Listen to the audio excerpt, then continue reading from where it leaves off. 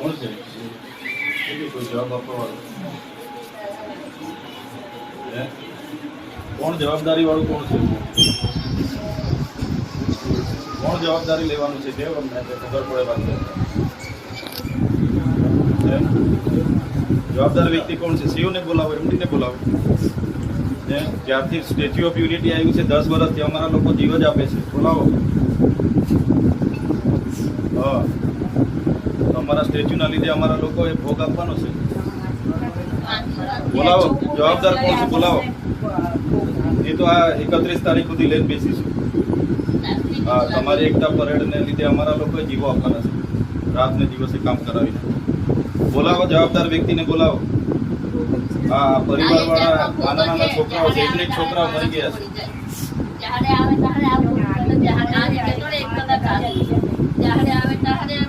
પોલીસને આગળ કરીને બધી જમીનો છીનવી લીધી. અમારા લોકો મરી જાય ત્યારે કોઈ કોણ છે જવાબદાર? બોલાવો. સીઓ એને બોલાવો, એમડીને બોલાવો. જવાબદાર વ્યક્તિ અહીંયા જોઈએ. કીધું પછી બધું બંધ કરાવીશું અમે. બી જવાના નથી. તમને કીધું કોણ છે? ડીવાયએસપી તમે છો કે? હા, બોલાવી લો. સીઓને એમને બોલાવો. કોણ છે કોન્ટ્રાક્ટર? એને બી બોલાવો. આ પરિવારની જવાબદારી કોણ લેવાનું છે એને બોલાવો. અમારા લોકોનો જીવ કંઈ 5 લાખ રૂપિયામાં નથી કે તમે 5 લાખ રૂપિયા આપીને વાત બતાવવાની વાત કરો. જવાબદારી પરિવારની જવાબદારી કોણ લેવાનું છે? બોલાવો. પછી આગળ બધું ચલાવજો. તમારે જે તાઇફાઓ કરવાના હોય કરો, અમને કોઈ વાંધો નથી. તમારે જેટલા પ્રોજેક્ટો કરવાના હોય કરો.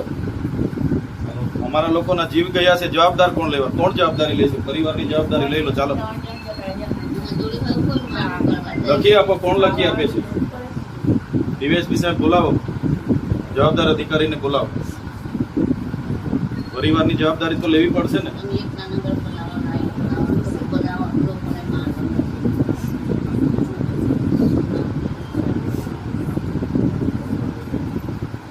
અમે 10 વાગે અમે ફોન કરાવવા ગયા કામ, તો આ ઘટના બનતી જ ના.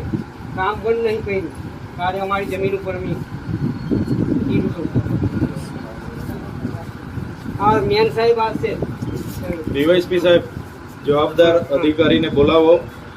સીઓ હોય તો સીઓ, એમડી સાહેબ હોય તો એમડી સાહેબ, અને આ ત્રણ પરિવારની જવાબદારી લેવી પડશે. હા, લેખિતમાં અમને આપો. આપ પૂછી લો એમને.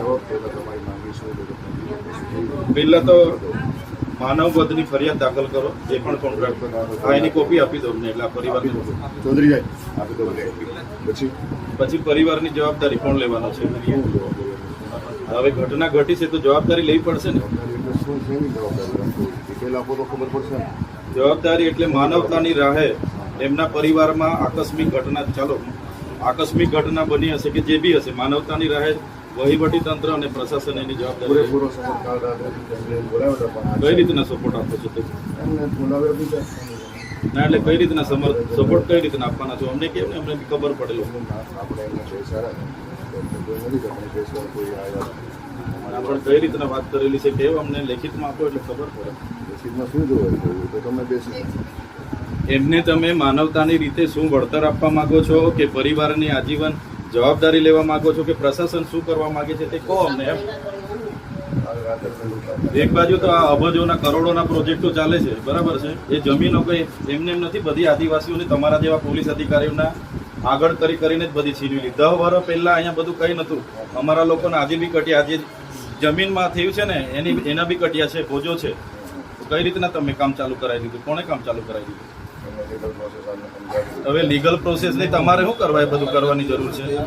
એટલે તમારી બધી આ તાઇફાઓ કરવા માટે અમારા લોકોએ ભોગ આપવાનો છે કાયમ.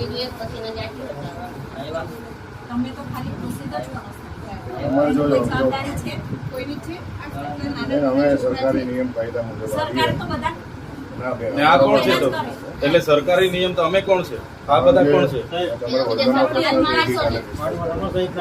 તમને હવામાન વિભાગ હોય તમને એને જાણ નહીં કરી કે ભાઈ વરસાદ પડવાનો છે, કે દરિયા ના ખેડો, કે જમીનમાં ખોદાણ ના કરો, એવી નહીં તમારી કરી. વળતર કેટલું આપવાનું? પ્રશાસન સાથે વાત કરું કેટલું વળતર આપવાનું જણાવો. પ્રશાસનમાંથી એમને એક છોકરા હતા સરવૈયા સાહેબ, એક ને એક છોકરા છે ફરી. આપણે માનવતાની રીતે એનું નિરાકરણ લાવવાનું છે. હા બરાબર. તો વાત કરીને આપણે ડિસ્કસ કરી લઈએ. અને એમને આટલું બનાવેલું સાહેબ વાત બરાબર છે, પણ હવે અને આપણે વાત કરીને એમને આજે જ કહી દઈએ કે પાકું થઈ જાય. પછી કાલે શું છે, કાલે તમે તમારી ડ્યુટી પર હશો, હું મારા કામમાં રહીશ, આ લોકો બીજા અટવાશે. આપણે જે સલાહ આ કાંઈ વાત કરવાની.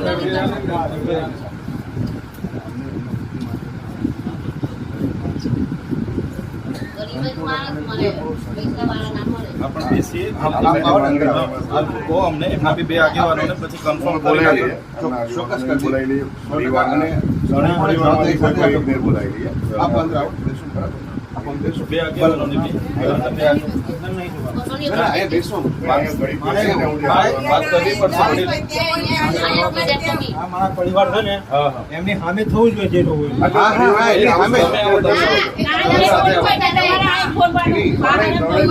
તમે ત્રણેય પરિવાર સાથે આવો. ત્રણેય પરિવારના બે આગેવાનો આવો. ત્રણેય પરિવારના આગેવાનો આવો. બીજા તમે ઉભા રહો, બીજા બધા અહીંયા જ ઉભા રહો, પરિવાર વાળા જોડે બે આગેવાનો.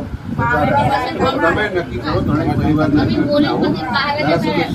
આપણે રોહિતભાઈના ઘરેથી બે જણને બોલાવી, નિવાસભાઈના ઘરેથી બે જણ, અને શૈલેષભાઈના ઘરેથી બે આગેવાનો.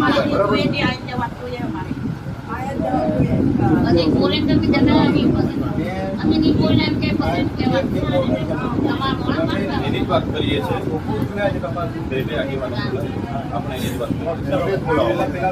આગેવાનો એને બોલાવી દીધા. તમે નવા નવા પ્રોજેક્ટો બનાવો આદિવાસીને ત્યાં લઈને આ કશું નહીં આપણાય ત્યાંથી આ તમે આવો, એ છોકરા બે છે. આપણે ગાય દાદા એમને આપણે રોહિતભાઈના છોકરા, શૈલેષભાઈનો છોકરો નાનો છે, પણ એના કોઈ આગેવાન આવશે.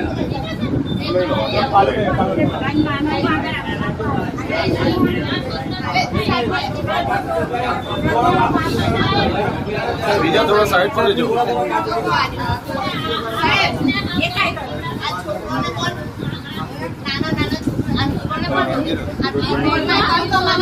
શૈલેષભાઈનો છોકરો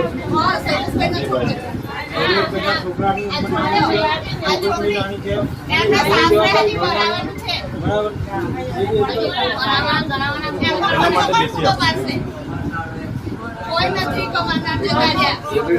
બીજા છે કે બીજા ખાલી થોડીક વાર અહીંયા બેસજો. અમે આ વહીવટી તંત્ર આવ્યા છે અને અમે પ્રશાસન સાથે બેસીને ચર્ચા કરીએ છીએ. આપણે બધા ભેગા થયા છે તો એનો યોગ્ય નિરાકરણ આવે, એમના પરિવારને ન્યાય મળે એ દિશામાં તમારા વતી અમે પણ બેસીશું અને તમારાથી બે બે વડીલો રહેશે. બીજા શાંતિથી અહીંયા બેસો, વાતનું નિરાકરણ લાવવાનો પ્રયાસ કરીએ. બેસો બીજા શાંતિથી, બીજા શાંતિથી બેસો. હા, બહાર બેસો. આ બાજુ રૂમ છે. બીજા બહાર શાંતિથી બહાર બેસો. અહીંયા એક રૂમ મોટો હતો. બધા પરિવારમાં સાથે હતા. તો અહીંયા મોટા રૂમમાં જતા અને આસિસ્ટન્ટ કલેક્ટર સાહેબ બીજા બહાર આવતા આગેવાનો એટલે આવો.